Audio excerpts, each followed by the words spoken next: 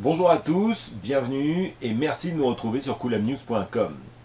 Aujourd'hui, je vous emmène visiter la nouvelle ville palestinienne de Rawabi qui se veut la nouvelle vitrine de l'autorité palestinienne. Elle est située, comme vous le voyez sur cette carte, entre Ramallah et Naplouse, au nord de Jérusalem. Vous allez constater que cette ville ressemble à s'y méprendre à ses voisines israéliennes. Dès cet été, l'été 2015, les premières familles vont emménager, mais savent-elles que si les fonds viennent de l'étranger, eh bien l'État d'Israël a largement contribué à sa viabilité. Nous sommes à une dizaine de kilomètres au nord de Ramallah. Voici la création ex nihilo de la première ville nouvelle de l'autorité palestinienne baptisée Rawabi, colline en arabe. Dès cet été, 650 familles palestiniennes vont s'installer dans les 4 premiers quartiers sur les 23 prévus. Une construction à l'israélienne, calquée sur les cités juives qui se construisent à quelques enjambées de là. Ici, par exemple, on se croirait dans le centre commercial huppé de Mamilla à Jérusalem. Rien d'étonnant, ce sont des architectes israéliens qui ont pensé le projet et qui ont apporté leur savoir-faire. Espaces verts, fontaines, rien n'a été oublié, mais la facture est salée, 23 milliards de dollars, financés en grande partie par le Qatar. Rawabi et ses dizaines d'immeubles à flanc de colline, un projet pharaonique qui devrait à terme accueillir 40 000 habitants.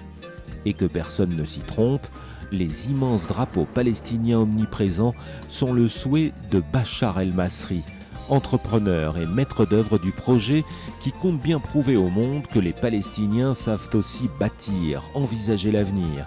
Rawabi représente ce pari, dit-il, un défi pour les futures générations. Et les défis ne manquent pas. Présentés comme une ville 100% autonome, les concepteurs de Rawabi ont vite compris que sans l'aide des autorités israéliennes, il serait bien compliqué d'habiter la cité. Au-delà des films promotionnels vantant les atouts de Rawabi, la réalité s'est rapidement imposée. L'eau a au départ été captée dans les villages voisins, mais devant la contestation, c'est finalement Mekorot, la compagnie israélienne des eaux, qui connectera la ville au réseau. Idem pour l'électricité. Ainsi, la nouvelle ville, censée flatter l'orgueil des Palestiniens, ressemble à s'y méprendre à ses voisines israéliennes. Rawabi boira l'eau et s'éclairera avec la bénédiction du gouvernement israélien. Rawabi devient ainsi la plus occidentale des villes arabes de la région.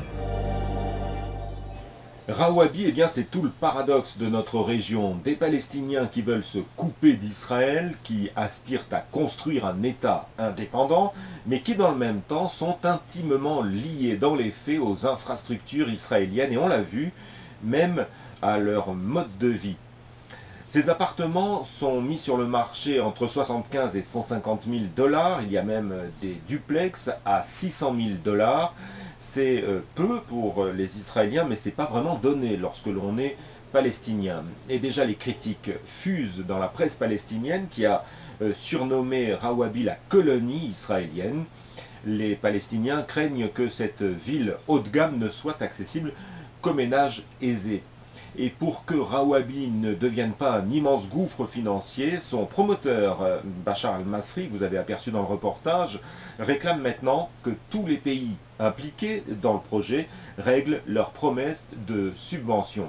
Mais pour l'instant, seul le Qatar a honoré sa parole.